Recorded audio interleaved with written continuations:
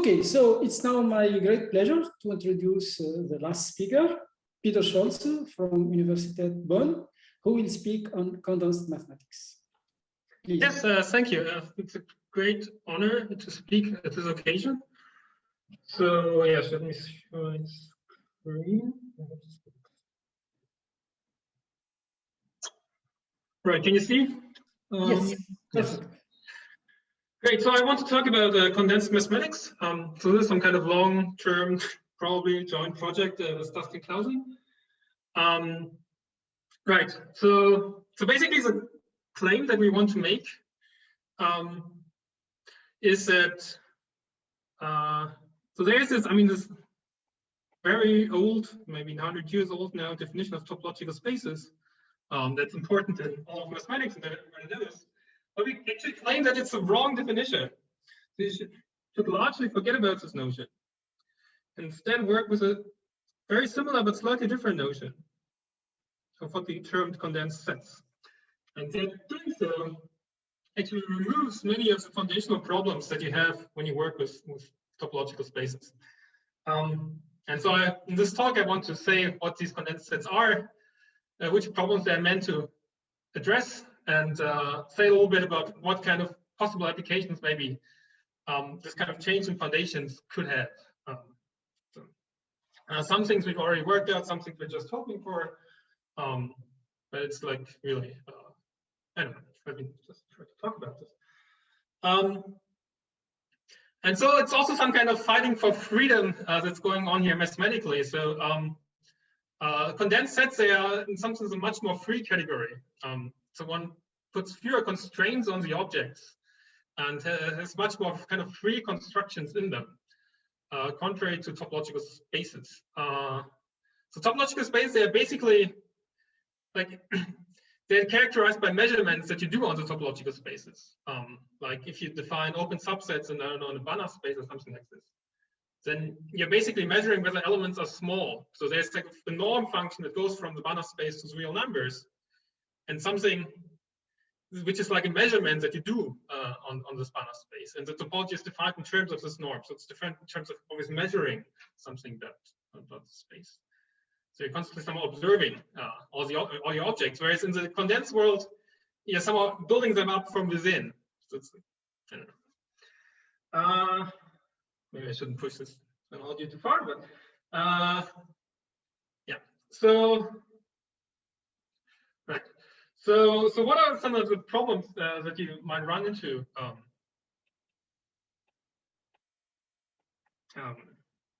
when you use topological spaces?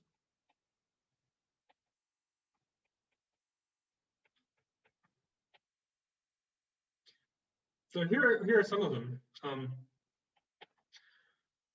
The one thing you might do is you might have some space X, which is some nice space, and G is some nice group action. For example, you might think about the real numbers and the translation by the rational numbers. But then it can very often happen that the quotient space X by this group action is very pathological. So for example, in this case, it might be indiscrete. So as a topological space, it doesn't have any real structure anymore. And the problem is that you can't distinguish any 2 points in armor Q by a measurement, right? So there are no continuous functions that distinguish points in there anymore. So you can't do measurements. But in the condensed world, somehow we freely build up, and it will still be an interesting object to take the quotient of the reals by the rational numbers.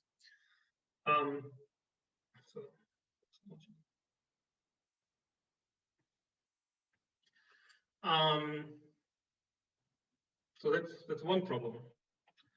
Another problem is that if you've given two topological spaces,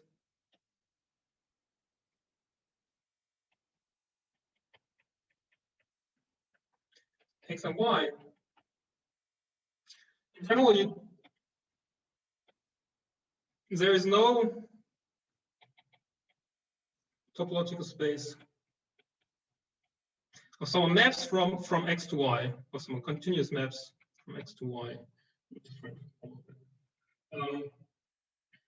Continuous maps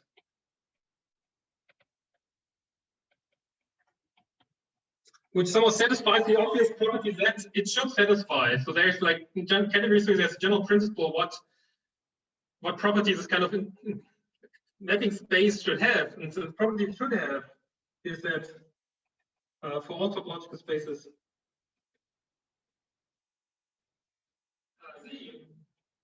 the set of maps, continuous maps from Z into the space of morphisms, is exactly the same thing as the maps from the product Z times X into Y. Some parameterized families of maps from X to Y. So Z as a point would just mean that the points of X to Y should just be the continuous maps from X to Y.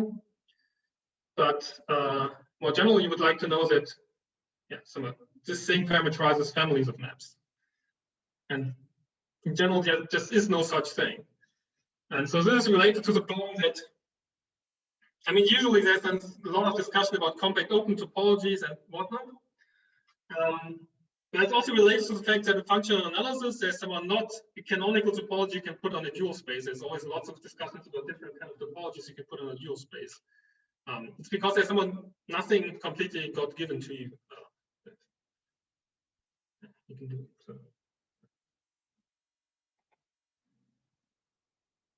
So the thing you might probably want to take usually is something called the compact open topology, which often has kind of nice properties and sometimes satisfies some approximations to this statement. And also the occurrence of lots of topologies on dual spaces.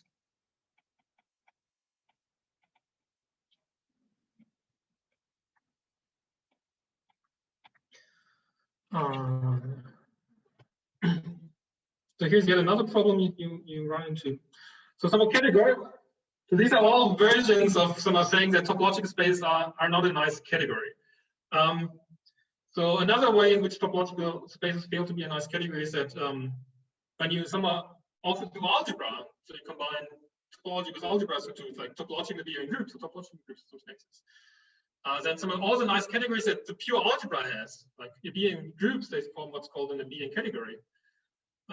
You lose all these nice categorical properties. So the topological being groups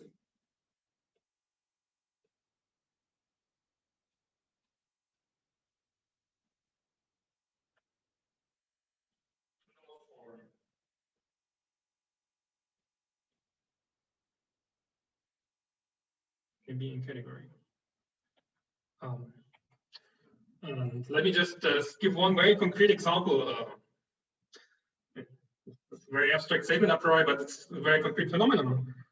So for example, if you just take, even more drastically than letting the rational numbers from as a discrete group act on the real numbers, you can, the real numbers as a discrete group, they also act on the real numbers in the natural topology. And some of this is encoded in having this natural map from R with its discrete topology to R with its natural topology. So that's certainly a continuous map of topological abelian groups. But there are certainly no elements in the kernel, no elements mapped to zero that are not already zero. So the kernel maps zero. And also the map is surjective, so also there can't somehow be any co-kernel to this map. So the kernel is also zero. So both surjective and injective somehow this map, but it's not an isomorphism.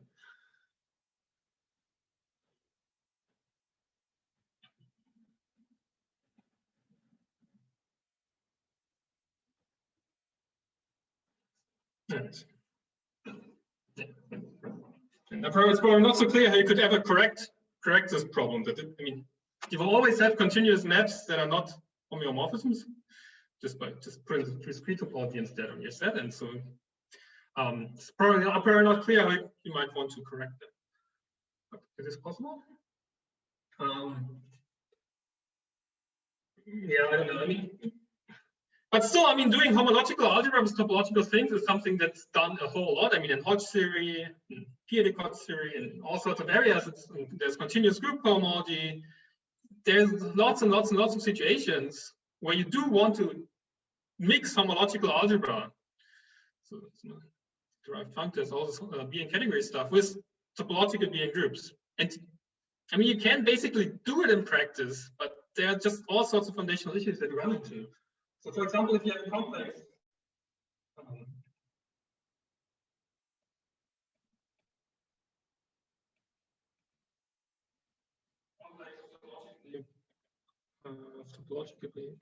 topological being groups,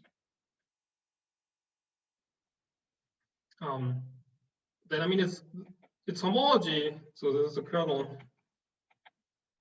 of one differential divided by the image of the previous differential.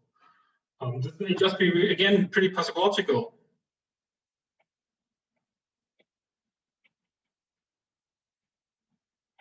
And basically, it is always pathological unless the image is closed.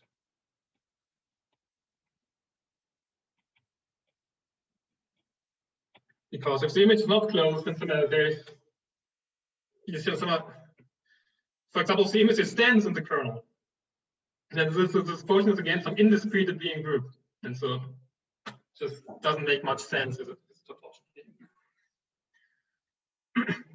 And it goes on, and in practice you can usually get your way through, but it's not so nice. Yeah, so the claim is that replacing topological spaces by condensed sets. Well, on the one hand, all your problems disappear.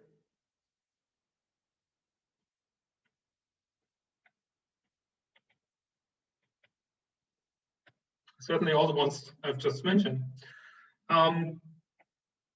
But in practice, you don't actually feel the difference.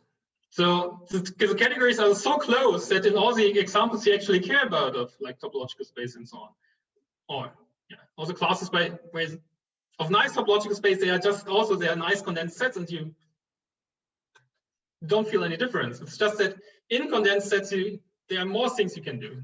So you get some extra objects that feel weird from the topological space point of view, but are completely well behaved in some sense in this world of condensed sets.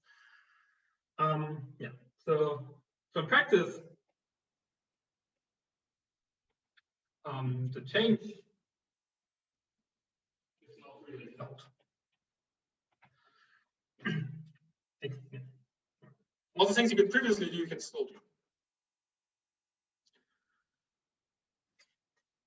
Okay, so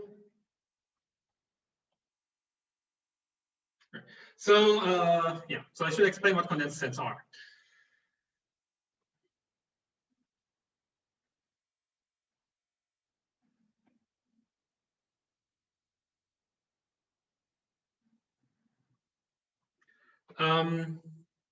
Right. So that's it. Yeah. So there's some built from basic building blocks. And what are the building blocks? So the building blocks are the following. So they're sometimes freely built from building blocks.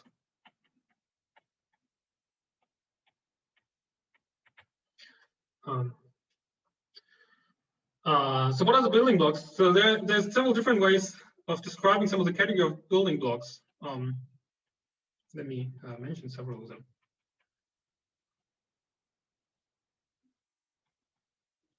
So maybe the most useful one is the category of stone spaces.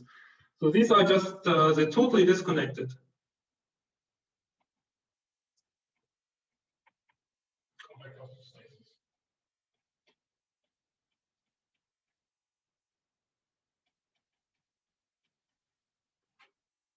For example, a counter set. I mean, as you may know, I'm a very chaotic person, and so that's why I got into this business in the first place about building up all my things from totally disconnected things like the chaotic numbers. So yeah, so the real numbers, they are very much not totally disconnected, but we'll come to them in a second. Yeah, so there is this classical stone duality, which says that these totally disconnected compact cluster spaces are completely equivalent to Boolean algebras. So here, totally disconnected function, you can look at the compact and open, the closed and open and closed subsets. Say some form a Boolean algebra. And conversely, if you have a Boolean algebra, you can somehow take its spectrum, and you will get such a totally disconnected closed space. And a different way you have to think about these totally disconnected compact cluster spaces is that there's some inverse limit of finite sets, and these are some of the true finite sets. Okay, so we'll start with finite sets and then freely adjoin some of these inverse limits of them. And so I will generally denote such objects in here by S and write them as an inverse limit of finite sets Si. So I mean, if you have some, for example, the counter set, so you take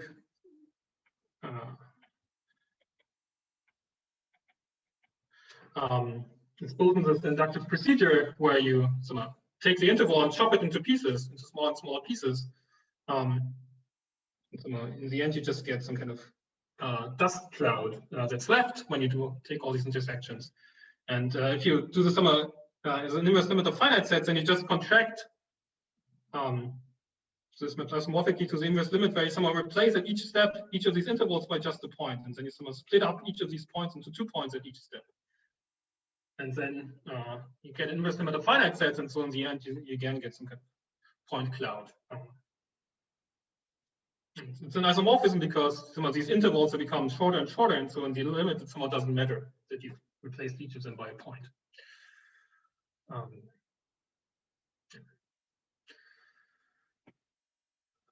All right. Why do I want to take them as my basic building blocks? So the fact is, the basic fact that's critical to the whole theory is the following slightly weird phenomenon: that whenever you have any compact cluster space,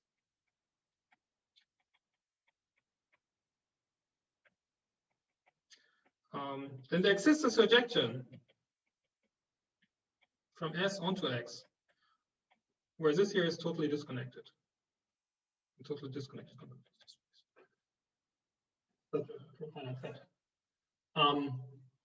And I mean, how does this work? So say, if X is the interval, then what you do is the following. So you start with the interval X, and then you just chop it off again and again and again. So in the first step, you chop it up into 2 pieces. And then each of those 2 pieces, you again chop up into 2 pieces. That's your X2. And then you continue this process and chop up, again and again and again. And then what you end up in the inverse limit, the inverse limit of all of these. Well, that's this picture and this picture, they're exactly the same thing, except that and I mean, each of these pieces is more or less the same. And so this is actually also a counter set.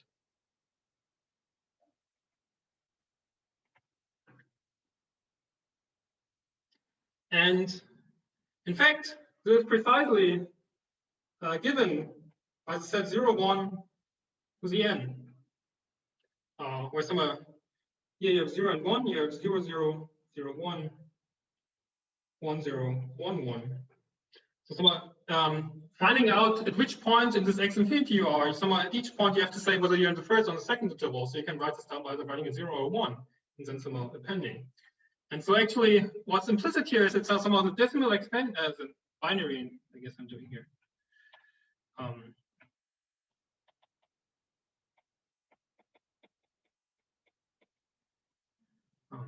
So this X infinity, it's just an infinite product of copies of this 2-element set. This surjects onto X, which is the interval, by sending somehow a sequence an to the sum an over 2 to the n. I guess at least 1.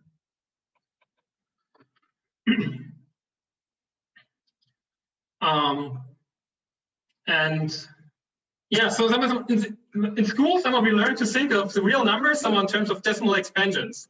But then we somehow learn this extra fact that, let's say, if you did it in binary, then we learn this kind of extra fact that 0.0111111 is the same thing as 0.10000.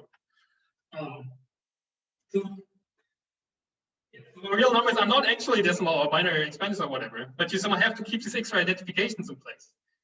And binary expansions themselves, they wouldn't actually look at like an interval at all. They would actually be totally disconnected. They would be a counter set.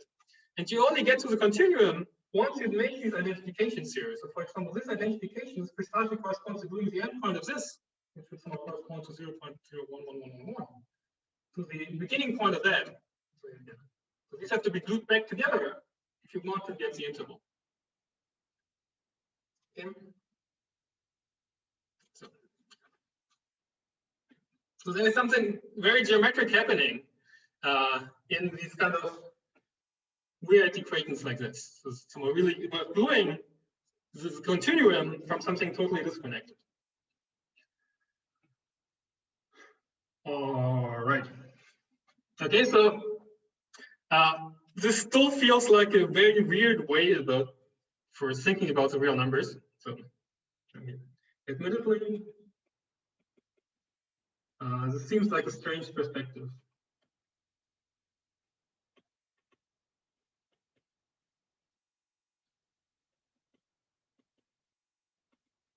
To think about. The interval. To somewhat chop it up into this way. But okay. Can do it. And so somehow, yeah. Part of what bugged me for a long time when I was thinking about condensed mathematics was exactly this question whether this could at all be a good way to think about the real numbers. And okay, so this probably we'll come back to this. Okay, but finally, let me now give the definition. So what are condensed sets? They are sheaves on this category of profinite sets, or if you want to stone spaces, for a specific Grothendieck topology.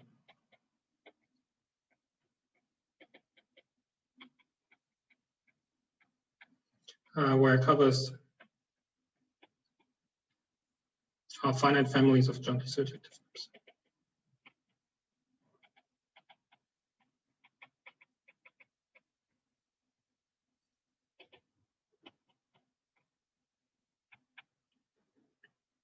numbers. And so in general, this formalism of sheaves is a way to somehow start with some kind of class of building blocks, which are the objects in your category you start with, so in this case, profinite sets. And somehow start from this category and freely build a larger category around this that's somehow glued from these basic objects, that somehow build out of these basic building blocks. So, and this Grothendieck topology somehow gives you this certain kind of gluings that would somehow, yeah, how these building blocks glue to each other. So, okay. So concretely, these are functors from profinite sets. So it takes any profinite set S to some set X of S, which are exactly the maps inside of condensed sets from S into X. So what you're remembering is how profinite sets map into your condensed set.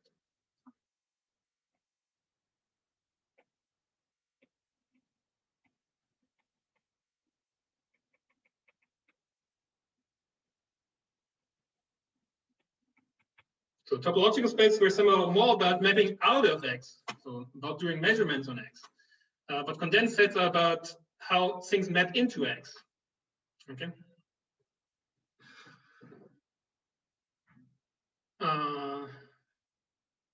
Okay, so this functor X needs to satisfy some properties which are easy to write down and usually satisfied in anything you would write down. I don't want to spell it out here. Also, I should make a very brief remark that there are certain set theoretic subtleties involved in this definition that will completely gloss over them, and they are not really substantial for anything. So, So these are condensed sets. And I should give some examples. And the easiest way to give examples is to first discuss the relation to topological spaces, because each topological space gives you an example of such a condensed set. So if T is a topological space, then we can define a condensed set T underline.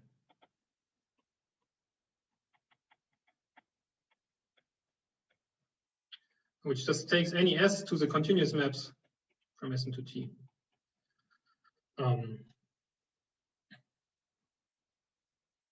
This is a condensed set.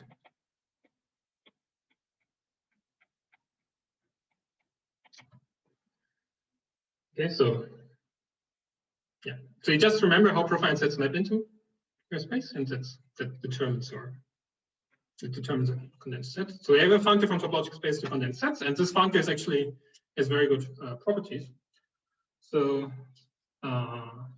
here's a basic proposition. So on compactly generated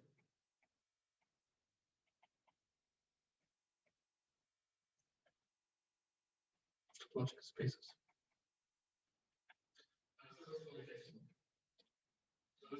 the analog of an inclusion in categories here. So, and compactly generated this basically includes everything you ever cared about. So for example, it includes everything that's first countable. And this in turn includes everything that's metrizable.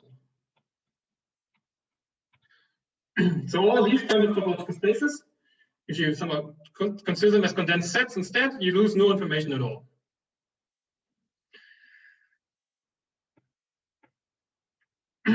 Okay, and even more precisely, like if you look at the class of compact Hausdorff spaces, this can even be recovered on the nose on the other side. So you have the condensed sets that are so-called quasi-compact and quasi-separated.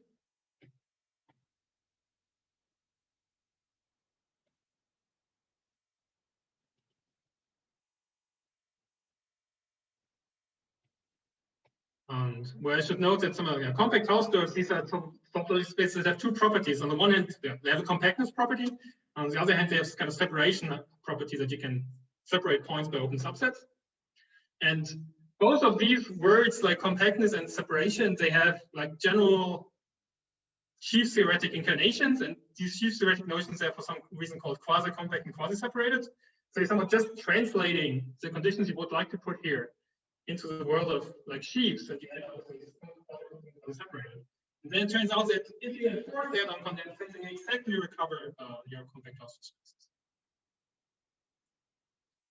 So in particular, although we started with just a totally disconnected compact Hausdorff spaces, we immediately recover all of the compact Hausdorff spaces in this procedure.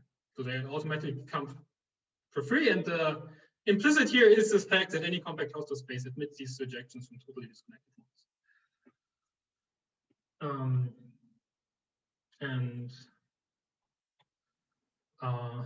If you just enforce the separation hypotheses, then this also admits a classical description. So these are exactly the inductive limits where the transition maps are closed immersions of compact Hausdorff spaces. So they're basically an increasing union of compact Hausdorff spaces. And this is very, very close to a category that is very much considered in topology, especially in algebraic topology. So there is so-called compactly generated weak Hausdorff spaces. So this is very close to the CW complexes and stuff like that. That's very often used in algebraic topology. And so these two categories, they are almost equivalent. And so, yeah, so if you just ask the separation hypothesis on this side, you again recover something classical. It's actually classical that. But some of the thing that's really new about condensed sets is that you can also have these objects where you don't have any separation hypothesis, where you take a quotient by a group action with dense orbits. And topologically, this didn't make any sense at all, really. You get the indiscrete topology, but on the side of condensed set, it still has a very well-defined meaning. And it's still very reasonable objects to consider.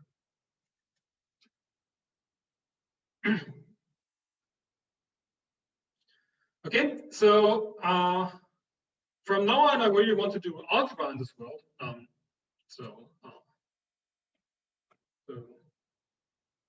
In the following, I want to really talk about condensed Lie groups.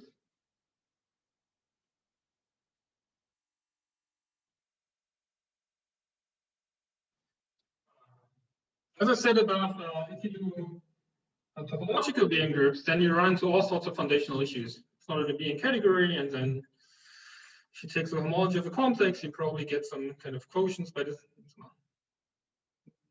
like groups with dense orbits and so on. But if you just work with condensed Lie groups, so these are really just a Lie group objects in this category of condensed sets. These are all the definitions. So putting the structure on top of condensed sets is quite easy. So you have this category of condensed Lie groups called cond with up. And this is actually in a Lie category.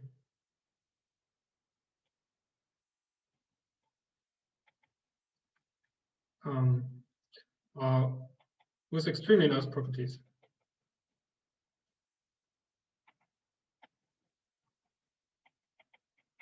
So in particular, filtered colimits are exact.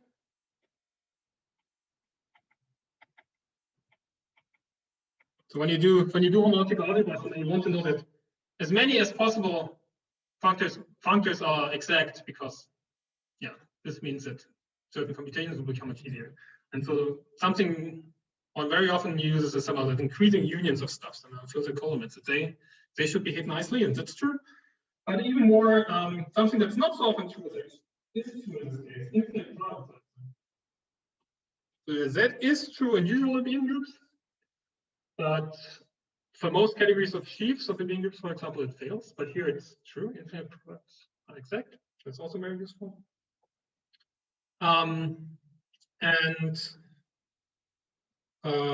But it's also, so it has compact projective generators.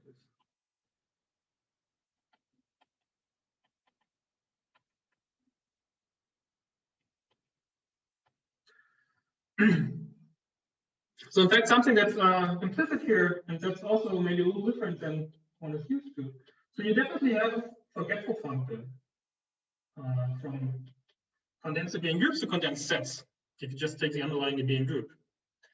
And as I said previously, this condensed world is very much a free world. And one technical way in which it is a free world is that you have left adjoint to this functor, which is somehow the free condensed Lie group on a condensed set. It has a left adjoint.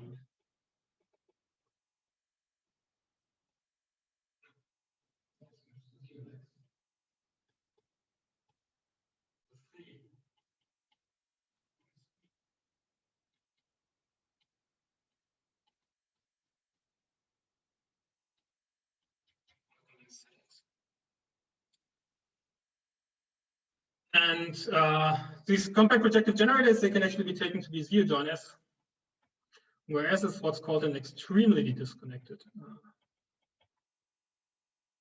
profile set.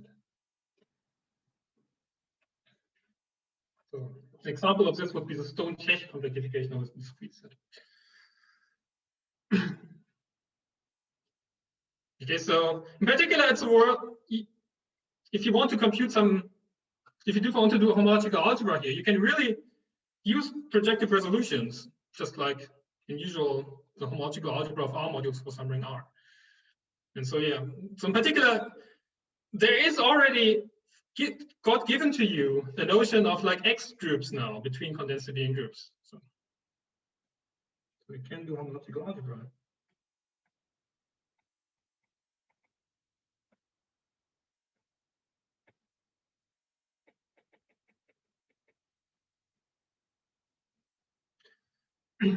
So somehow the formalism automatically gives to you lots of cohomology groups, lots of X groups you can compute here. On the other hand, And we started with topological spaces. And for topological spaces, we know what kind of the correct cohomology groups should be. I mean, if you have a manifold and it has singular cohomology groups, and those are in some sense the correct cohomology groups you want to consider on a manifold. And so a priori, there might now be a discrepancy between the kind of general, between like the cohomology groups you would like to have, which are like the singular cohomology groups of manifolds, and the thing that comes out of the formalism here. But fortunately, it turns out that these things exactly match up. So there's a theorem that if S is say a CW complex, then the singular cohomology of S is canonically isomorphic to the X group in condensed being groups from the free chi on S against C. Or you could also do this with coefficients here if you wanted to. So if I take the singular cohomology with coefficients in some Abelian group M, then this is also the X group. So the right-hand side is the general kind of sheaf theoretic notion of how you would define cohomology of S. And it turns out that it exactly recovers the singular cohomology result. So, I mean, singular cohomology traditionally is like a very tricky definition involving all these singular cochains and so on. Here it just comes out of the formula.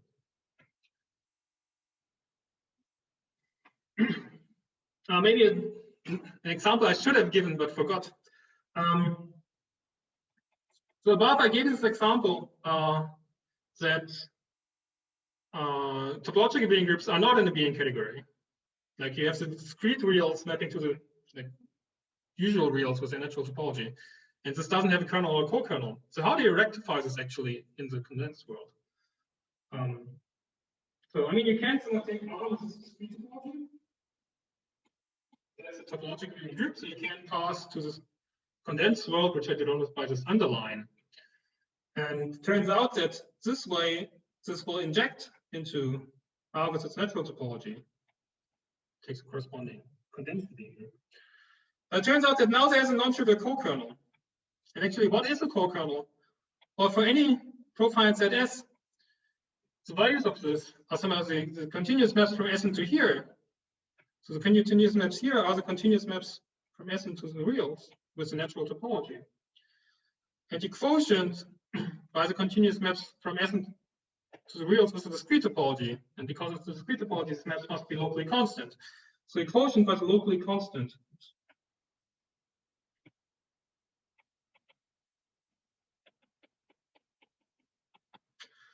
functions on order. And so if you do this on just a point, well, then the continuous function, I mean, the point is just determined by the value at this point. So it's the reals multiplied the reals. So Q of the underlying somehow Abelian group is just 0 if you evaluate this at point. But once you map a larger profile set into this, like a Cantor set or something like this, then well, the Cantor set is a subset of the reals with a continuous map. But it's not, the map is not locally constant. So you have more interesting maps here than here. So this is really a close subset, a proper subset here. And so you, in general profile set F is just something non-zero. And so you have this funny quotient group here, which is like hard to imagine classically, but okay. So if you get used to it, it's not so strange. I mean, it's really just, I mean, this definition here is really very much remembering exactly how it's built as a quotient of some R with its natural topology, remembered by these continuous functions by the locally constant. Right. And so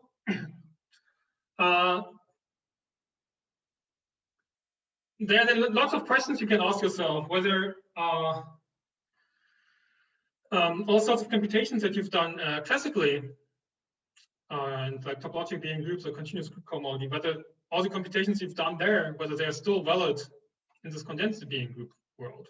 Or somehow, if you want to say define continuous group cohomology groups, then you don't have to make up a definition. You don't have to by hand write down a complex of continuous cochains. But again, this formalism just tells you what the continuous group cohomology groups should be. And again, it turns out that in all examples I've ever looked at, This does agree with the continuous group cohomology groups that have been considered classically. And like maybe one concrete instance of this is that there's some kind of version of Pontryagin duality. This also works in this setting. So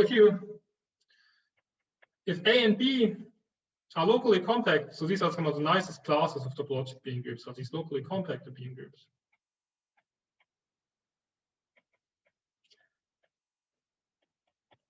Then you can wonder some of what all the X groups now are between them in condensed being groups. And the X groups in condensed being groups from A or its corresponding condensed being group. And well, it's just the continuous homomorphisms from A to B if I is equal to 0.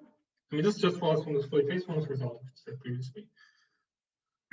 But if you do this X1, then this is about extension as condensed being groups. And so a priori, if you want to compute some X1, then what you need to do is you need to resolve, say, this A here by these projective generators, which are these free condensed being groups on these extremely disconnected sets. So these are basically some kind of weird clouds of dust. They're basically chopping up this A completely, like you chopped up the real numbers. You chop it up to a cloud of dust.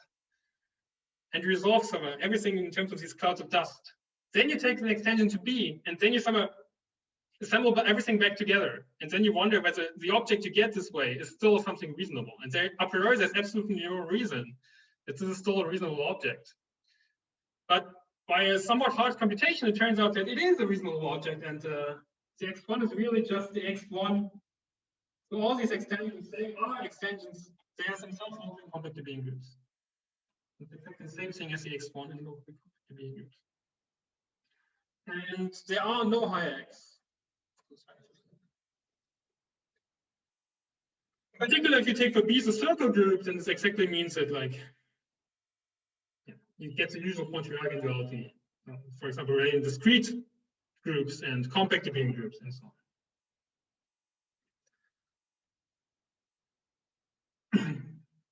So you can do all these computations, and they behave really nice. The only problem that you really have, I'll tell you what.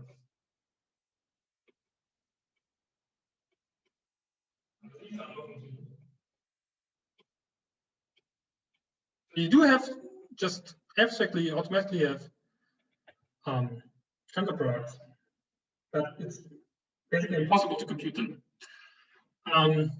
So yeah, and what you very much would like to have is a notion of a completed tensor product that's somehow so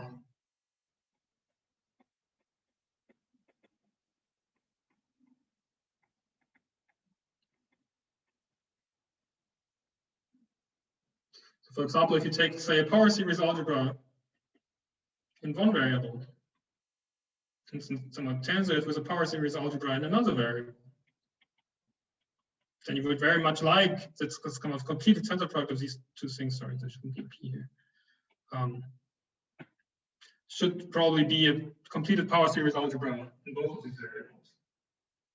But a priori, it's just not true. It's like the underlying being group of this tensor product is just a usual algebraic tensor product, which is just some nonsense. And so finding such a notion of such a kind of, I mean, you don't just want a complete tensor product, but you just want a notion of complete condensed being groups. And this is something that Dustin Clausen and I struggled with quite a while until we sort of figured out what's really going on. And what's going on is something that I find quite surprising a priori, is that the good way to define this notion of completeness is not one notion that you define once and for all condensed being groups, but really it's whenever you have like a ring R and you consider some condensed R modules. And the ring R, this might be the integers, might be the real numbers with a natural topology, whatever. You somehow should define a relative notion of what it means to be complete over that ring. And this can even vary like you might even have the same underlying ring and then different notions of completeness, measuring some slightly different things. So it's not very surprising how this works, but it fits really nicely into a lot of formalisms. So so we abstracted this idea into the following definition. That's what we call an analytic ring.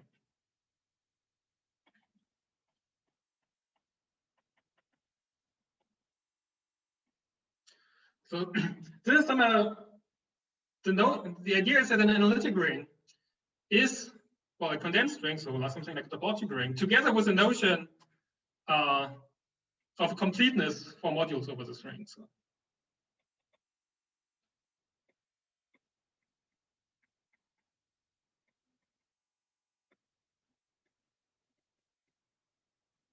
maybe the rings you really care about, they may all come from topological rings.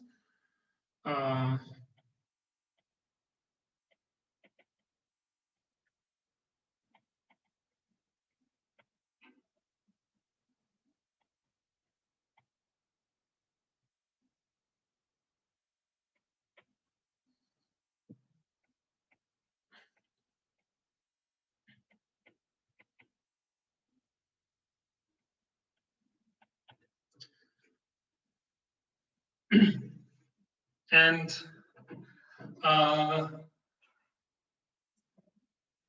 the way this is encoded is that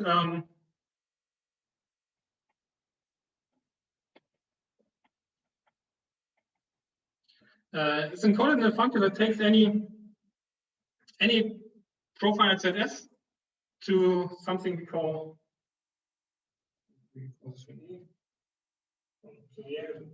A, and then some of the completeness is the method in terms of something we call M.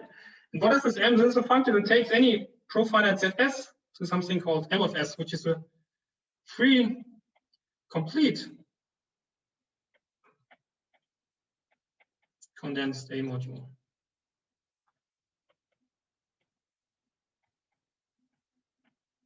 on S. And it's very often, the way to think about this is that some kind of space of measures on S.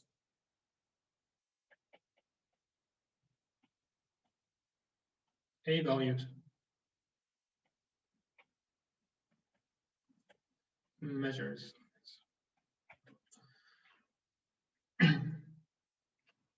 So because it's a free guy, somehow S in particular maps to it, and any point of S somehow maps to the Dirac measure at this point. But then there are certain infinite sums of elements of S that somehow should give rise to like convergent sums of elements. In the free complete guy, you want somehow to join certain infinite sums together, and these are somehow together they form some kind of space of measures. And so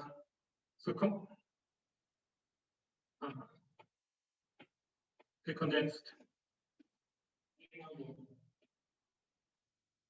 will then be complete if for whenever you map the profile ZS into M, then while S maps via some Dirac measures to the space of all like measures on S. And then there should be a unique extension to a map from the like free guy on S. So which should sort of send a measure here to the integral of F against this measure.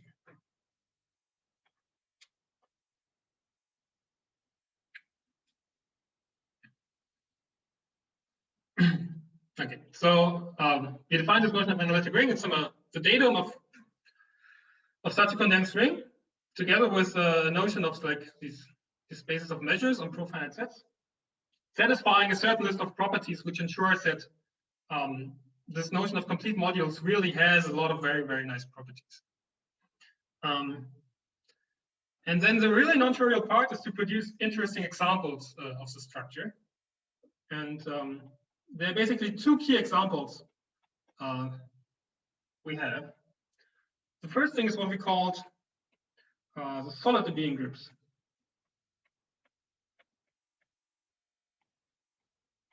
So solidness is one kind of notion of completeness in this kind of abstract sense of an analytic ring. So, so there is an analytic ring that we denote by a Z solid. Where's solid? Somewhere written as this black square here. Where the underlying ring is just Z. And the integers. And if you want to know what the free guy on the profile ZS is, there are two ways to think about this.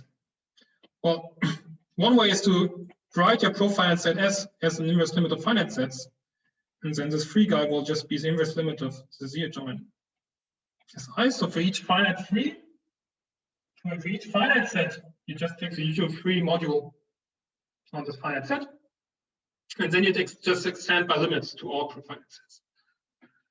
But a different way to think about this is that this is exactly the homomorphisms from the space of continuous functions from S into Z. To Z. I should say this is some of the internal horn in condensed being groups. So as I said previously, some in condensed being, or maybe didn't say, in condensed being groups, such a home object automatically again is a condensed being group. So this problem that there was no natural topology in the topological case is resolved here. It has a natural condensed structure. And so this, I mean, this thing here, it would exactly be some of the Z-valued measures on S. A measure should be something that associates to each continuous function a number. And then it takes the internal. By the way, how much time when should I stop? Sorry. Maybe I already went over time. I think you still have maybe 10 minutes or. Okay. Yeah. Is it okay? Thanks. Yeah, it's perfect. I was worried I was already over time. No, you started slightly after. Okay, yeah. Right, so, I mean, that's the most natural thing that you would think about as maybe the space of Z-valued measures on the profile ZS, and just these two different descriptions. And yeah, so then, now I told you what the free guy here is for solid being groups, and then this here tells you what a solid being group is. It's one where whenever you map S into M, you get a unique map from this larger guy here. And then there is a theorem, and it's somehow a theorem that's true for any analytic ring, but in particular, like for the complete modules, but in particular for solid being groups. Solid being groups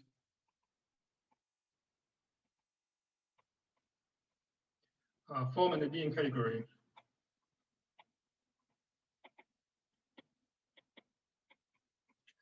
Are stable under all limits.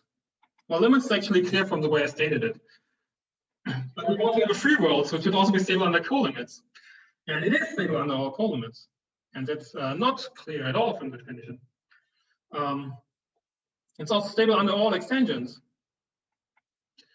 And again, it has compact projective generators.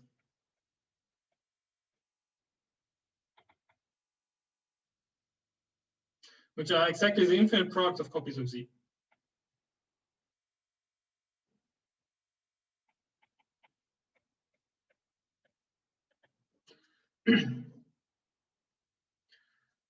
So yeah, so basically when you start with the integers and then perform any kind of algebraic constructions, like taking the infinite direct sum, taking infinite product of such, then modding out by something.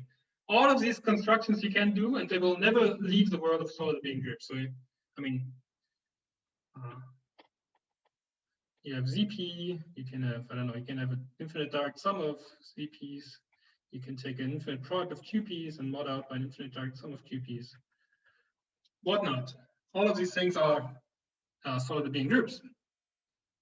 The only way really to leave this category is to take tensor products. And so when you take tensor products, you need to re-solidify them.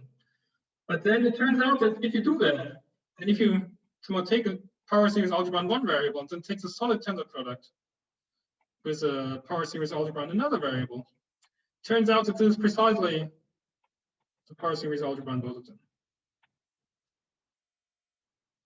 And so, yeah, in practice, it's really easy to compute this solidified tensor product. And yeah, I mean, you also yet that solid QP vector spaces, they somehow form a full subcategory of solid abelian groups. And this is a very nice home for periodic functional analysis.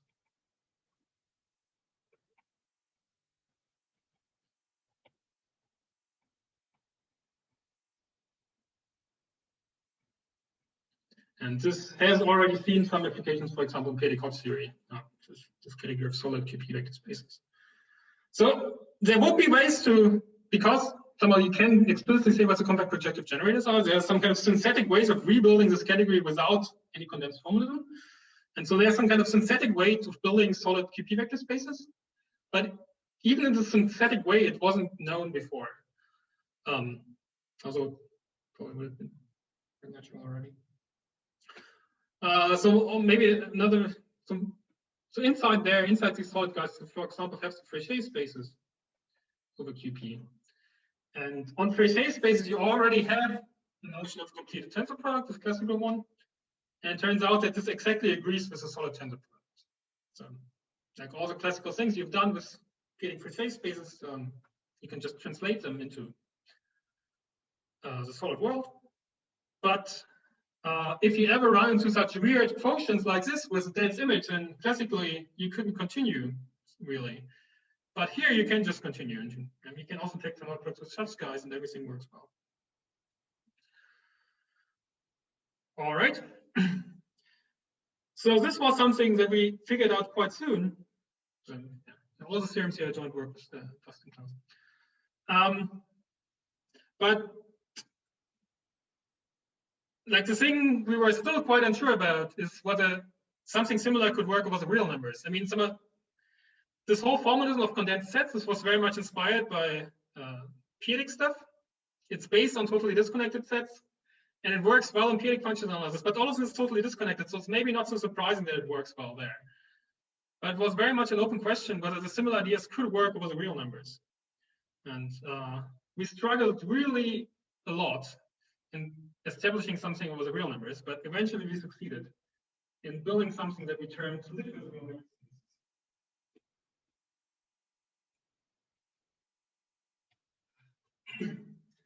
And this is some kind of version of the notion of classical notion of complete locally convex vector spaces.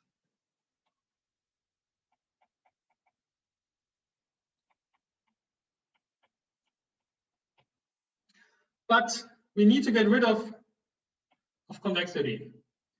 And actually the reason that classically you always only ever consider convex vector spaces is exactly that you think in terms of measurements. So these locally convex vector spaces, they can always be defined by a family of semi-norms, so by some maps to the real numbers.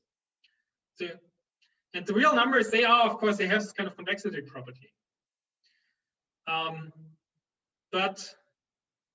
And so everything is where the topology is remembered by maps to the real numbers, that must be locally convex. But you somehow insist on being able to distinguish things by measurements. But that's not what we're doing here. And so it actually turns out that we really need to leave the locally convex world for this formalism. So in fact, there's a classical example of Riebe,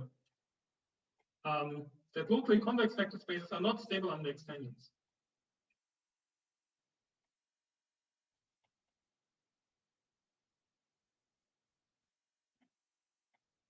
And we want our categories to be stable under extensions. So we are forced to leave the locally convex world, which is a pain because a lot of techniques break down when you lose convexity. So this, by the way, related to the entropy function. So Shannon Entropy. So I was quite surprised when I ran into entropy. I didn't expect to do this. Right, and so what we do is we somehow fix a number. And well, P usually for me is a prime number, but it's also the standard letter you use to denote P convex things. So now P is a number between 0 and 1. And this gives rise to what we call P liquid vector spaces, where the relevant space of measures on S is defined as follows. So it's R So there's an analytic ring R and the less than P measures. So these are the union of all P prime less than P, strictly less than P, of the P prime measures. And the P prime measures in turn are this, you have this S, limit over I. I'll be right in 2 steps. That's the union of these P prime measures on S. And what is this P prime measures on S? One way to write this is it's the union of all constants bigger than 0 of the inverse limit over all I of the free R vector space on Si, where the LP prime norm is less or equal to 0. Again, some definition we came up with here. And so, so these spaces of measures somehow encode that your vector space are somehow P prime convex for all P prime less than P. And then we had to prove some really hard theorems to show that this really defines an analytic ring, so that some of the analog of, say, this theorem about solid Euclidean groups is true for these P liquid real vector spaces. And yeah. So, surprise. The proof that this works, so that this defines an analytic ring, uses arithmetic in a sense. So it uses a certain ring of convergent Laurent series over the integers, which projects onto the reals. And say if it's say mapped t to the 10th, that's somehow about taking some an times t to the n and mapping it to some n times 10 to the minus n. So you're somehow writing again, as in the beginning, you're writing real numbers in terms of decimal expansions. And this is really seems critical for the proof of somehow thinking about reals in terms of decimal expansions. And somehow really introducing some arithmetic base ring into the picture. I find this really surprising. That you somehow, in order to set up real functional analysis, you need to do arithmetic in this as well. Okay, and so I'm running out of time now, so let me just end by, I mentioned analytic geometry in the abstract, so let me just very briefly say one word about it.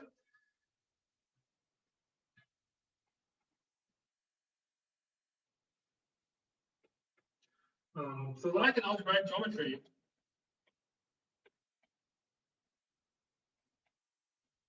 where you start from rings and build the spectrum of these rings and then glue these spectra to the schemes.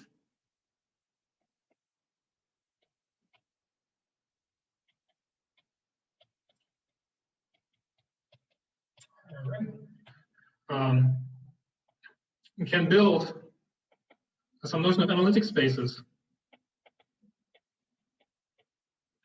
that are glued from what returns the analytic spectrum, some such pair consisting of such analytic ring. And this is an extremely general notion of analytic space that simultaneously generalizes basically all the notions that you can think of. So on the one hand, it generalizes like complex analytic spaces, but also it generalizes various notions of real manifolds that you can think about, smooth manifolds, topological manifolds, whatnot. But you also can, I mean, schemes map there, usual schemes, also, but also more analytic notions in this world, formal schemes or rigid analytic varieties.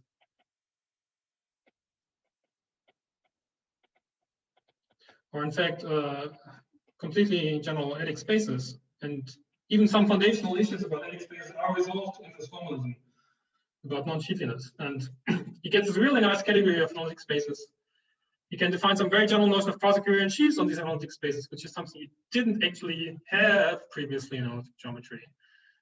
And yeah, somehow a world where analytic, Archimedean stuff like real numbers and complex numbers and the periodic numbers, non-Archimedean stuff, they can somehow live in one world together. Yeah, so it's some kind of very nice category. No, that is okay. Okay, thanks a lot, Peter, for this great lecture, which opens new perspectives in mathematics.